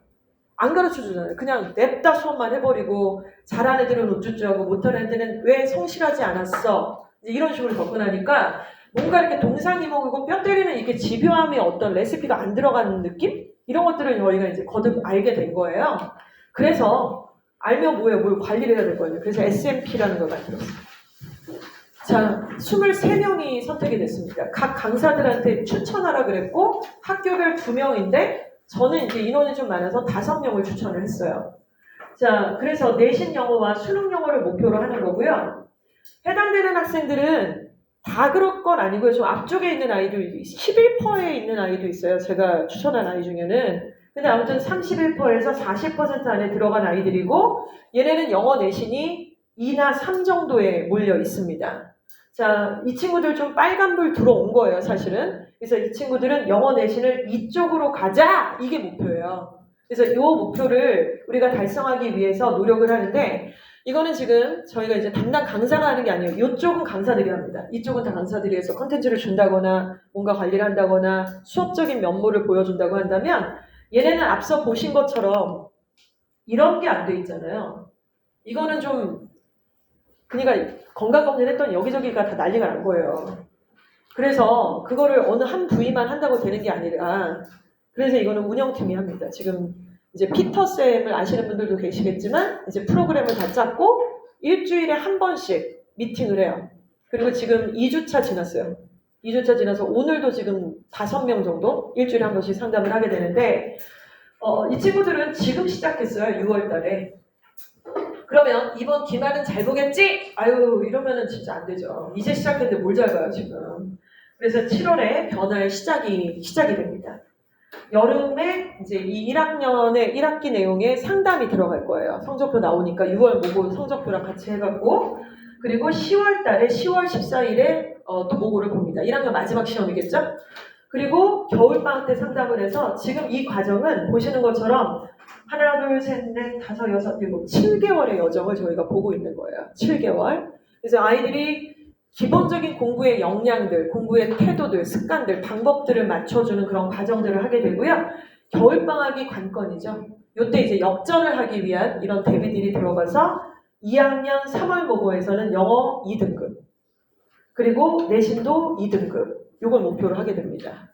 그래서 2026년도에 또 다른 SMP가 존재를 할 수 있겠죠. 그러니까 얘네들 이렇게 계속 가서 뭐 2학년도 하고 그럴 필요까지 없어요. 이렇게 올라가면은 그다음부터는 지공부치가 하는 그런 상황으로 만들어줄 수 있는 이런 상황인데 뭘 어떻게 하느냐. 일단 명단은 이렇게 쫙 나왔어요. 23명 선정했는데 현재 2명 아웃됐어요. 21명이 지금 진행을 하고 있습니다. 아웃된 이유는 약속을 지키지 않았어요. 그래서 이거 돈 내고 하는 것도 아니고 사실은 본인들이 또 추천을 받았는데 학부모님들의 열정이 없으면 사실 선정이 좀 안 됐거든요. 그러니까 저희가 담당 강사님이 전화를 했거나 아니면 아이를 통해서 저희가 간접적으로 어머니 아버님이 관심이 어느 정도 있으시니 이렇게 여쭤봐서 그렇게 해서 선정이 된 아이들인데 이 모든 아이들은 슬랙이라고 하는 플랫폼을 통해서 피터쌤과 커뮤니케이션을 합니다. 숭실고는 현재 매주 화요일마다 지금 피터쌤이 가서 해당되는 아이들하고 미팅을 해요. 그리고 명지고 중앙고는 목요일, 부산캠은 월, 수, 금 이렇게 오고 상담 일정이 아이가 먼저 저는 언제 합니다 했으면 좋겠습니다라고 요청을 하는 거예요. 그래서 요청이 근데 없다 그러면 의지가 없음으로 간주하고 안 하면 됩니다. 뭐 꼭 안 해도 됩니다. 자, 그리고 상담 시간은 2, 30분이고 상담 내용을 공유를 하는데 담당 강사하고 공유하고요. 상담했던 내용을 학부모님한테 되게 짧게 문자 안내를 보내드렸어요. 이거 받으신 분 여기 계실 겁니다. 자, 그리고 학생한테도 있고요. 그래서 문장을 읽고 이해하는 능력의 국어, 영어 단어 암기 후에 문장을 만들기를 목표. 그리고 30분 동안 독서하는 거, 독서를 해서 그 독서 내용을 이해를 했은 상태에서 친구한테 그걸 갈무리해서 설명해 주는 거. 자, 그리고 암기 문장 친구한테 이야기하기, 국어, 영어 1일 1시간, 매일 학습 확인하기, 뭐 이런 응원의 메시지, 이런 내용들이 들어가는데 구체적으로는 이런 계획들을 잡는 거예요. 매 주차마다 나누는 내용들이 매번 똑같지가 않습니다. 그래서 지난주 내용은 어떤 걸 했어? 그럼 우리가 목표로 잡았던 성취도는 지난주 성취도가 몇 %야? 노력된 점과 변화된 모습이 어떤 게 있어? 여기까지 이제 얘기를 들어요. 얘기를 듣습니다. 본인한테. 그리고 그러면 지금 잘한 장점이 뭐니? 단점은 뭐니? 이런 것들을 자기가 시험을 봤기 때문에 또 공부를 해왔기 때문에 자기가 이 시점에서 얘기를 할 수 있는 부분이 있어요. 이게 되게 중요합니다. 그리고 지난주 이렇게 했으니까 이번 주 공부의 주제가 뭐고 어려워하는 유형의 문제를 쓰고 원인 분석하고 문제의 시작은 중2 때 수학이 빵꾸 난 거냐 도대체 어디서 빵꾸 난 거냐 이런 거 개념 정리하기 친구한테 설명하기 부모님과 가정을 공유하기. 자, 여기서 제일 중요한 게 뭐냐면 스마트폰이에요. 그쵸? 진짜 인정하시죠? 스마트폰. 이거는 뭐 남녀노소 예외가 없어요.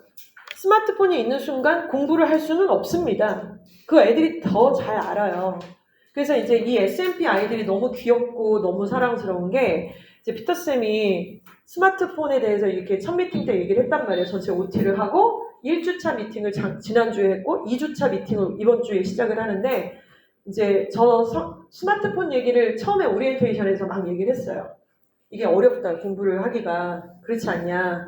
너희들은 지금 이렇게 해서 특별 관리를 해줄 건데 니네가 신청 안 하면 안 할 거다 막 이렇게 얘기했더니 그래서 스마트폰 어떻게 하고 있니? 했더니 엄마랑 약속해서 주말에는 엄마한테 맡겨놓고 스카를 가기로 했어요.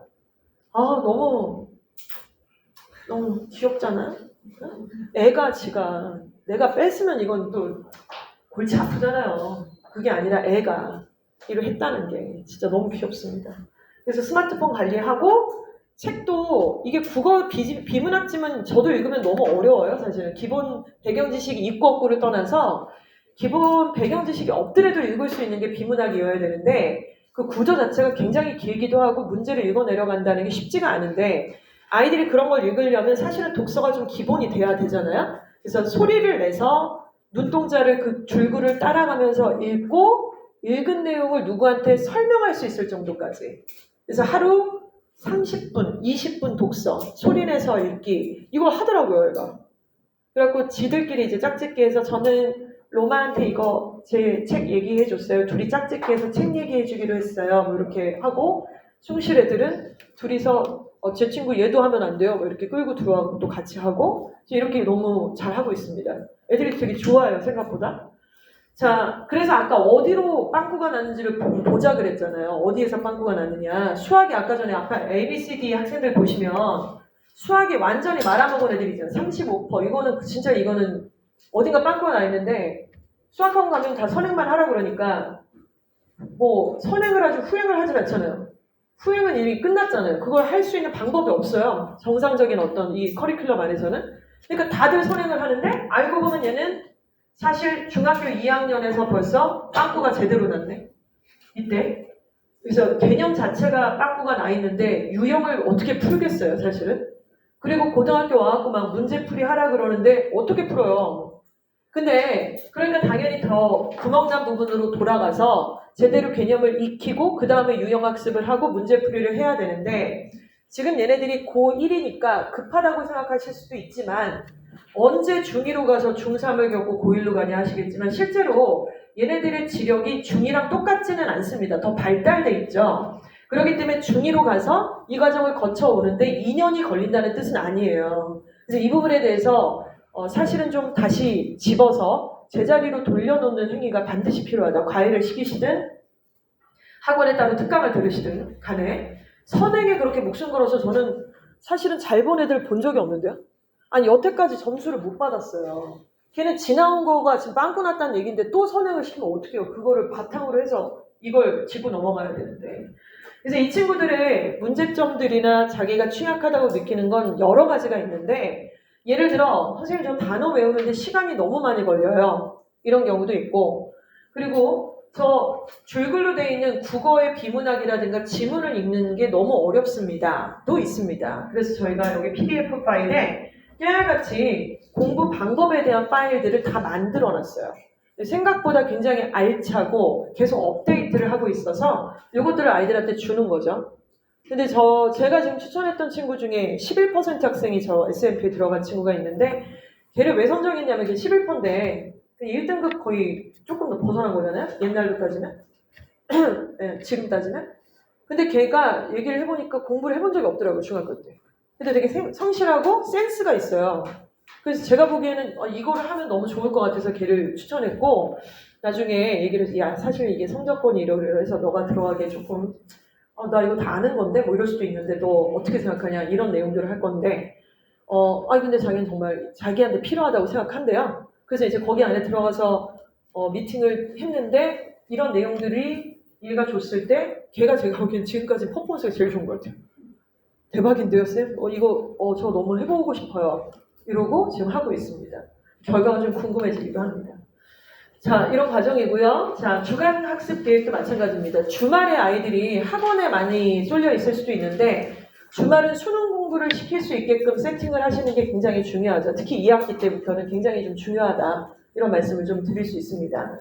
주간 학습 계획의 큰 주제, 그리고 평일과 주말을 구분해서 평일은 학교와 학원에서 배운 내용, 주말에서는 개념 이해, 유형방학, 문제풀이, 수능의 유형학습 이런 부분이고 이제 여름방학 때는 또 여름방학만의 집중훈련 프로그램을 돌리시면 될 것 같아요. 지금은 내신이 딱 한 2주 정도 남아있는 상태입니다. 내신 2주 전에 어떻게 공부해야 될지 모르는 학생들이 꽤 많아요. 저한테도 주말에도 카톡이 오고 하면은 쌤 제가 복습을 하고 있는데 이렇게 하는 게 맞는지 모르겠어요. 어떻게 하는 게 맞아요? 복습을 내신 공부의 복습을 어떻게 하는 게 맞아요? 이제 이런 질문들. 그리고 문법을 계속하고 한 문장을 다 외워버릴까요? 막 이래요. 급해가지고. 그럴 필요 전혀 없어. 그래서 뭐 얘기를 해주는데 아무튼 2주 남은 시점에서는 이제 어떻게 해야 되나요? 일단 기본적으로 출제자가 가장 이제 온도가 높은 상황 아닙니까? 학교에 가는데 매번 출제자를 만나. 그리고 그 사람이 막 팁을 막 풀어줘. 근데 애는 막 학원 숙제를 하고 앉았어. 골 때리는 거죠. 출제자가 학원 선생이 아니에요. 출제자는 교사 선생님이시죠. 그래서 교사 선생님이 당연히 내가 이번 시험에 뭘 냈고 그 문제가 이미 뭐가 있는 상태에서 막 풀고 있으면 앞에 앉아야죠. 일어서야죠. 뒤에 가서. 그래서 교과별로 단원별로 선생님 필기한 거, 출제자 의도, 저 사람이 지금 강조하고 있는 거, 별표 치라고 하는 거 멍 때리지 말고 다 체크해야죠. 당연히. 지금이 제일 핫하지 않습니까? 지금 이 순간이. 그리고 강조한 것, 질문사항, 질문들 좀 의도적으로 해야죠. 이거 나오려나? 안 나오려나? 에라 모르겠다. 다 해야지. 그럴 때가 아니에요. 친구별로 팀 짜서 의도적 질문 던지고 이거 안 나온대. 약간 걸러내야 되고 과목별 주일에 2회 돌고 집에 와서 오늘 내용 배운 거 정리하고 이제 이런 과정으로 3주, 2주, 1주 전날 당일까지 해야 될 것들이 딱 정해져 있습니다. 이런 것들에 대해서 좀 강조를 하죠. 자, 아무튼 내신은 이렇게 좀 진행을 할 거고 모의고사, 육모 모의고사 성적이 나오면 반드시 이거를 좀 분석을 하셔야 됩니다. 내신은 내신대로 이렇게 좀 일정을 짜서 리뷰를 하고요. 각 과목 선생님들하고 모의고사가 나왔을 때 어머님들이 이 성적표를 꼭 킵을 해놓으세요. 꼭 1학년 6월 모고 9월 달에 보면 또 9월 모고 10월 모고를 어머님 그 어떤 특정한 책상 서랍에 꼭 킵을 해놓으셔야 됩니다. 그리고 노트 한 권 만드셔서요. 1학년 1학기에 내 새끼의 국어, 수학, 영어의 퍼센테이지, 등급, 원점수 이런 걸 다 기재를 해놓으셔야 돼요. 그리고 2학기 이런 거 다 해놓으셔야 되는데 성적표를 쫙 받으시면 보충학습이 필요한 문항 번호가 찍혀져서 나옵니다. 친절도 하시죠. 그렇죠? 영어는 지금 3개 틀렸거든요. 22번, 36번, 32번 이렇게 3문제 틀렸습니다. 그럼 우리가 지금 과목별로 무슨 전과목 강사님이 다 계신 것도 아니고 이렇게 보여지면은 내가 어떻게 알아요? 이걸 무슨 문제인지. 근데 모든 시험은 그 번호에 포지셔닝이 있어요. 그래서 영어의 22번이라는 거는 주제 제목 요지 문제, 대입하는 문제고요. 36번은 순서 배열 문제예요. 32번은 빈칸 추론 문제입니다. 그래서 제가 딱 보기에는 얘는 틀릴 걸 틀렸는데 22번 틀린 건 용납이 안 돼요. 저거 쉽거든요. 저 새끼 22번 왜 틀린 거예요, 이거? 엉뚱쓰리게. 36번 인정. 32번? 그래, 인정. 좀 아깝긴 해. 근데 너 22번은 너 뭐냐, 이거? 왜 틀렸니? 아, 실수했어요. 묵묵 앉았네요. 앉아봐. 실수가 아니고 22번 어떻게 풀었나 얘기 좀 해봐. 이제 이래야 되는 거예요. 근데 그거를 엄마가 할 수 없으니까 일단은 문항별로 포지셔닝은 있고 이거 검색하면 다 나오세요. 이거 분석하시면. 그래서 국어를 애가 너무나 쥐약이다. 국어가 너무 힘들다고 한다. 그럼 국어에서 애가 문학이 힘든지 비문학이 힘든지 문법이 힘든지 그 문항수가 배치가 되어 있으니 아 얘가 이게 약하구나 지금. 그럼 여름방학 때 뭐 특강을 돌리든 인강을 듣든 어느 강사가 지금 국어 문법을 잘 가르친데 혹은 비문학을 만약에 들어야 되면은 어느 과정을 듣는 게 가장 바람직할까? 지금 다 세팅하고 있잖아요, 학원마다. 그래서 내 새끼가 취약한 부분, 채워져야 될 부분을 육모 성적표를 통해서 분석을 하셔서 엄마가 대안책을 1안, 2안 정도는 만드셔서 제안을 하셔야죠. 그게 맞죠? 근데 만약에 그렇지 않아요? 그래서 그냥 3등급이네. 열심히 좀 하자, 아들. 이게 무슨 의미가 있어요? 그리고 뭐 윈터 뭐 썸머 가래. 근데 지가 안 간대. 아이고 지가 가야지 가지. 아무 의미 없는 얘기예요 이거는. 이걸 보시면 A, B, C, D이라고 지금 문항마다 밑에 이렇게 써 있습니다. 이 내용은 A, B는 뭐냐면은 정답률이 80% 이상, 60% 이상이니까 쉽다 소리죠. 그러니까 애가 A, B 등급을 틀렸다는 얘기는 기본기가 너무 없다는 얘기예요. 근데 저런 거 A, B, C는 다 맞는데 D나 E를 틀린다? 그러면 틀릴만 한 걸 틀린 거예요. 그쵸? 그걸 갖다 뭐 쥐잡듯 잡을 게 아니라 이제 기본은 됐는데 좀 이렇게 뭐 어려운 심화 문제를 얘가 틀리는구나. 심화 문제는 유형이 뭐지? 범위가 뭐지? 이거는 조금 검색을 하면은 금방 아실 수가 있거든요. 이 상태에서 학원이나 강좌 같은 것들을 좀 알아보셔서 세팅을 하시는 거죠. 근데 이거를 영원히 하시면 너무 고통스럽지만 지금 얘 때 일단 1학년 때 해놓고 그러면 2학년, 3학년을 계속 가시는 거잖아요. 그런 식으로. 그리고 영원히는 못해요. 그러니까 고3까지만 하시면 되는 거니까 그래서 수험생활이 힘들다는 거지 걔 밥 차려주는 게 뭐가 힘들어요. 그러니까 심정적으로 힘들죠. 심정적으로. 못하니까. 내 맘대로 안 되니까. 근데 중요한 거는 그 상태로 힘든 것보다는 이걸 파악해서 같이 페이스를 같이 돈다. 이게 너무 다르다는 겁니다. 그러니까 이렇게 달려들어서 엄마 아빠가 좀 하시잖아요. 근데 막 너무 막 쪼는 스타일이 아니라 이제 전략을 짜보니까 네가 지금 가져보니까 가천대각이다. 안정지원이. 근데 여기를 좀 던져서 위로 올라가야 되는데 최저가 이러저러 하고 국어랑 영어는 괜찮지만 수학이 지금 이게 안 나오니까 엄마가 알아봤는데 강좌가 이런 게 있더라. 인강은 뭐 이런 강좌가 있더라. 이렇게 세팅해서 동선도 이러니까 이런 것들을 해보면 어때? 아니면 두 번째는 이런 게 있어. 너 어떻게 생각하니? 라고 지금 정도에 이렇게 해놓으셔야죠. 왜냐면 여름방학이 지금 곧 시작이잖아요. 그러면은 인기 강좌들은 또 마감이 많이 된단 말이에요. 현장 강의 이렇게 들으실 거면은. 그런 부분에서 아이한테 어느 정도 계속 해놔야지 지금 뭐 갑자기 막 기말고사 끝나고 다다다다다 이렇게 할 수가 없어요. 그래서 이런 부분들을 좀 말씀을 드리고 싶고 이거는 완전 가능합니다. 이거 어렵지 않아요. 생각보다. 의지만 있으시면 충분히 하실 수 있는 부분이고 그렇습니다. 자, 그래서 평일 주말 그리고 방학 기간 수능 최저를 준비해서 수능 영어를 저희가 맞춰야 되는데 일단 기본적으로 이 방학 때의 목표는 국어, 수학, 영어에서 2개 문제를 좀 더 맞자예요. 6개를 더 맞자 이렇게 하시면 안 돼요. 지난번에 뭐 틀린 게 5개면 2개만 더 맞아서 3개 틀리게 하자. 그런데 그 3개 틀리게 하려면은 네가 맞을 만한 난이도가 B였던 거, 틀렸던 요 유형, 요렇게 2개 갖고 맞추게 하자. 이런 식으로 가는 거죠. 그래서 교과목 이름, 유형 이름 이렇게 해서 이제 노트 작성하고 문제 모르는 거 체크하고 학교 학원에서 질문, 또 개념, 유형, 풀이, 전략 이런 것들을 반복을 하게 되는 것이죠. 좀 달라요. 이렇게 했을 때 좀 다르다고 보시면 됩니다. 지금 여기 표지 보시면 이게 수능 영어 레시피라고 하는 건데요. 저희 학원이 갖고 있는 건데 제가 이번에 내신 성적 상담하면서 신청을 받았다고 말씀을 드렸잖아요. 그래서 보니까 그냥 저 너무 못 봤어요. 너무 총체적 난국이에요. 그따 소리 하지 말고 번호를 얘기해. 틀린 거 딱 봤더니 너무 적나라하게 드러나요. 얘 취약점이라든가 장점 같은 게. 넌 지금 주제 요지를 너무 틀리네. 이 3문제가 다 똑같은 문제야. 네가 봤을 때 이게 같은 문제가 아니지만 이거 똑같은 문제다. 근데 주제 요지를 풀 때 어떻게 보니 이거 마지막에 고쳐서 틀렸어요. 그딴 소리 하지 말고 누가 고쳤냐 안 고쳤냐 물어봤냐? 처음에 어떻게 사고를 했고 너 여기다가 이 지문에 핵심어 써봐. 핵심어요? 기계에 지나친 의존이요. 그래? 중심어 써봐. 그러면 이 핵심어에 대한 가장 중요한 내용 하나만 써봐. 이 글에서는 여러 가지를 얘기했어. 기계에 지나친 의존을 해서 어쨌다는 거야? 인간의 기억력이 상실된대요. 인간의 기억력이 저하된대요. 그치? 네가 분명히 썼다 지금? 그러면 이 2가지를 다 포함하고 있는 선택지를 골라야 그게 제목이야. 2개 중에 하나만 있는 것만 들어가면 그건 정답이 될 수 없어.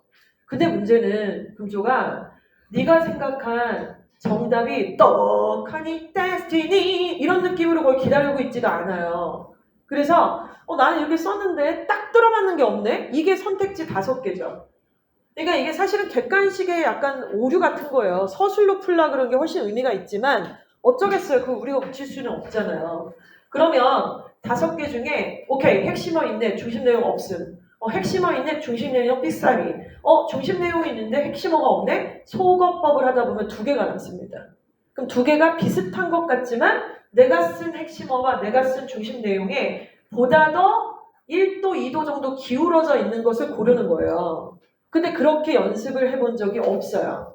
선택지를 그렇게까지 고민해 본 적이 없고 그냥 소비를 해버리거든요. 문제를 확 풀었고 저 고이 것까지 풀었습니다. 막 이러는데 그냥 겁나 풀기만 한 거죠. 이래서 이 친구의 솔루션은 뭐냐면은 선택지가 좀 유의미한 선택지, 퀄리티가 좋은 지문의 선택지를 주제, 제목, 요지의 그 선택지들을 골라내는 연습들을 시키는 거예요. 고민을 하고 옆에다가 막 찢어 발기고 별지를 다 해갖고 해야 되니까 기출이죠, 그게. 이상한 허접한 문제들 푸는 게 아니라 얼마 지금도 무슨 의혹이 좀 있잖아요. 뭐 영어 강사가 뭐 누구 정교사한테 몇백만 원씩 줘가지고 문제 퀄리티 그게 뭐예요? 선택지 만든 거예요. 지문이 어디서 퍼오는 거고 선택지 5개를 어떻게 매력적으로 만들고 정확한 오답과 정답으로 선별을 할 거냐. 그게 문제 하나를 3,000원짜리로도 하고 15,000원짜리로도 하고 3만원짜리로도 하고 10만원짜리로도 하는 거거든요. 근데 기출은 이게 다 검증이 된 선택지잖아요. 그래서 그것들을 일주일 분량으로 해와. 이제 여기다 편집이 돼 있고 어떻게 하는지 매뉴얼도 다 써 있어요. 그래서 유형마다 그래서 해갖고와 매주 월요일마다 카톡 보내는 거임. 해요. 그래갖고 하나씩 벽돌 깨듯이 답근 거 다 쓰고 해석 쓰고 뭐 요지 주장 다 쓰고 이렇게 줍니다. 그래서 이거는 뭐 저만 하는 게 아니라 학원 공동의 컨텐츠예요. 그래서 방학 때 이제 아이들이 정규 수업들을 이렇게 학교별로 담당 강사가 들을 텐데 이제 개인별로 모의고사를 저희가 일주일에 한 번씩 본단 말이에요. 70분씩. 일주일에 매주마다 실전 수능 모의고사를 봅니다. 성적표가 나와요. 그러면 얘가 취약한 것들이 아까 앞에서 보신 이 성적표대로 저희가 집계를 할 수 있잖아요. 그럼 걔한테 이 레시피를 처방전처럼 하나씩 척척척 주는 거예요. 그래서 얘가 이걸 답근거를 제대로 풀어왔느냐. 근데 예비고일 때 저희 학원에서 HP3나 2에 있었던 학생들이 이거를 했던 경험이 있어요. 고1 거를. 근데 걔네들은 굉장히 수월하게 하더라고요. 그래서 저 학원은 2학년이나 3학년 유형을 진행을 하고 있습니다. 자, 그래서 이번 여름방학은 Summer Summit이라고 하는 제목으로 서밋이 이제 정상이죠, 정상. 그래서 Summer Summit이라는 제목으로 저희가 수능 프로그램을 지금 준비하고 있고요. 대체로 다 5주고 지금 선정 같은 경우는 지금 일정이 굉장히 빠듯하더라고요. 4주 이렇게 나오더라고요. 그래서 5주에서 4주 정도 프로그램이 이렇게 딱 준비가 돼 있고 수능 영어 레시피랑 같이 들어갑니다. 그리고 10월 14일 모의고사 목표 등급을 목표로 해서 이제 이런 DVD들이 들어가고 수시 지원 대학 설정 그리고 수능 최저 등급의 조건 겨울방학의 학습 방향성을 목표로 해서 이번 여름이 들어간다. 이렇게 보시면 되죠. 자, 이번 여름방학 때 상담 일정이 잡혀 있어요. 상담은 1학년 1학기에 내신 있잖아요. 그 성적표를 제출을 하셔야 되고 6월 4일 성적표가 조만간 나오실 거예요. 1, 2주 안에 나옵니다. 요거 두 가지를 이제 제출을 해요. 아이가 스캔을 떠서 제출을 한다거나 이렇게 제출을 합니다. 그리고 자기가 희망하는 희망학과가 있겠죠. 그래서 희망학과 그리고 이제 궁금한 점이 있으실 거예요. 이 상담을 통해서 내가 궁금한 것들 이런 것들을 이제 좀 정리를 하셔서 미리 내시는데 누가 하냐? 학생이 합니다. 학생이 신청을 합니다. 그래서 슬랙을 통해서 신청을 하고 참석은 학생과 학부모님이 같이 오시기를 추천드리고 아버님, 어머님, 학생 이렇게 세 분이 같이 오시는 경우도 되게 많고요. 공감대 형성할 때 되게 좋아요. 저도 언니? 저도 제 남동생 고등학교 상담 때 제가 그러고 그랬어요. 자, 신청 기간 문자로 따로 공지할 건데 신청 기간 뜨자마자 일바로 신청하세요. 왜 그러는지 아시죠? 마감도 마감인데 망설이시는 그 타이밍에 방학 3주차, 4주차로 밀려납니다. 그러면 이 상담이라는 게 애한테도 영향력이 가는데 목표를 잡는 거잖아요. 여름방학을 얼마나 튼실하게 좀 빽빽하게 의지 있게 시작하는지 자체가 중요하기 때문에 가능하면 애 빨리 슬랙으로 신청하셔서 문자 공지 보자마자 1바, 1바, 2바 정도로 딱 바로 신청하시기를 좀 추천드리고 싶은 부분입니다. 네, 일단 준비한 내용은 여기까지고요. 지금 각 학교별로 방학 이 프로그램에 대한 안내문은 좀 다릅니다. 그래서 예를 들어 2학기 내신에 특정 단어집이 선택된 학교들이 좀 있고 단어집의 구성이 좀 다를 수도 있고 그리고 이제 2학기 내신을 저희가 고려를 당연히 하기 때문에 그런 컨텐츠가 어느 정도 들어가 있는 교재들이 좀 많죠. 그러나 공통적으로는 일주일에 한 번씩 실전 수능 모의고사를 보는 건 다 통일이 됐고요. 그리고 매일 단어라 그래서 학원에 일주일에 2번 오잖아요. 그러면 2번 오면은 뭐 100개, 100개 이렇게 봐갖고는 답도 없어요. 그렇게 안 보고 하루에 100개를 외운다 치면은 500개를 외워야 돼요. 일주일에 주 5일치니까. 그래서 뭐 200개, 300개 혹은 200개, 200개 이런 정도. 데이 2, 데이 2 약간 이런 식으로 본다고 생각하시면 되고 그래서 이제 주 5일치 분량이나 주 4일치 분량을 일주일에 2번 등원해서 시험을 다 보고 통과를 한다. 이렇게 인지를 하시는 게 맞겠죠? 네, 일단은 여기까지인데 질문사항 있으시면은 좀 활발하게 물어봐 주시면 답변 드리겠습니다. 예. 질문 없으신가요? 언니는 질문 없어요? 네. 일단 여름이 너무 짧아요, 그렇죠? 여름이 너무 짧아서 지금부터 좀 빨리 계획을 잡으시면 좋을 것 같고 그리고 아이들은 부모님 영향을 너무너무 받습니다. 동기부여는 저희 학원에서 일주일에 한두 번 보는 사람이 다 할 수가 없고요. 그리고 그런 것 같아요. 저 SMP 있잖아요. 저 SMP. 저게 쟤네들이 공부로 누구한테 칭찬을 받아본 적이 없어요. 생각보다. 그래서 그게 되게 어렵더라고요. 그러니까 자기가 이렇게 했더니 정말 마음대로 점수가 올랐다라는 걸 경험한다라는 게 엄청 중요하잖아요. 그래야 그 다음 스텝을 갈 수 있어요. 그렇죠?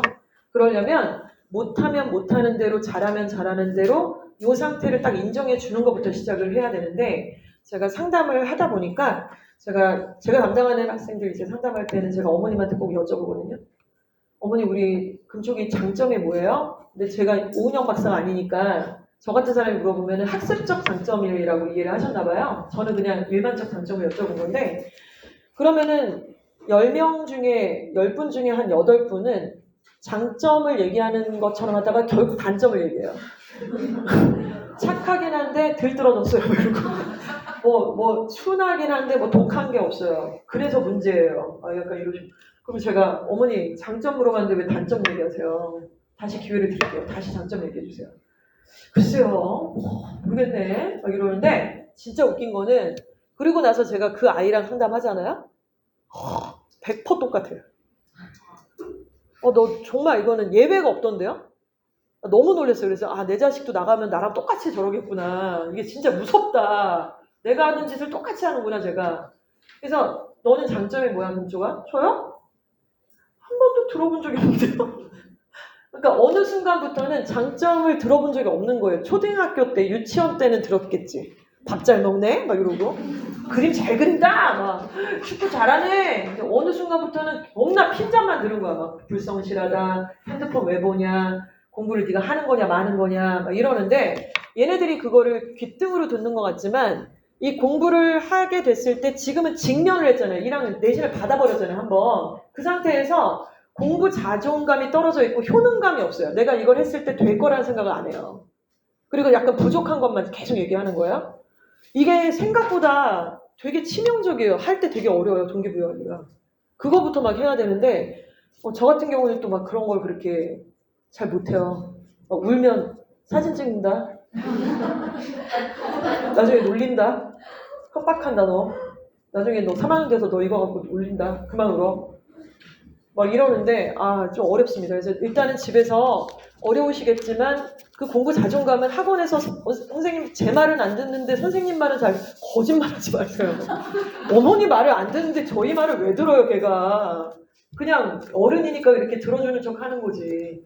그 동기부여는 어머님 몫이고 1학년 때보다는 2학기 때, 2학년 때 아이는 분명히 성장하거든요. 그리고 어머님이 얘기하신 게 다 씨앗이 돼서 걔가 그걸 다 듣고 있고 걔가 다 표현해요, 바깥에서. 그리고 엄마가 나 좀 하면 된다 그랬어. 그러면 그걸 또 들어요. 진짜로. 그래서 저는 너무 많이 경험했고 꼭 강조드리고 싶은 부분입니다. 그래서 다음번에 제가 기회가 돼서 장점이 뭐냐 3가지만 말씀해달라고 그러면은 반 가지도 말씀 못하시지 마시고 3가지 정도는 좀 얘기해 주실 수 있으면 너무 좋겠습니다. 네, 개인적 질문 있으시면 잠깐 남으시고요. 여기까지 진행했습니다. 감사합니다.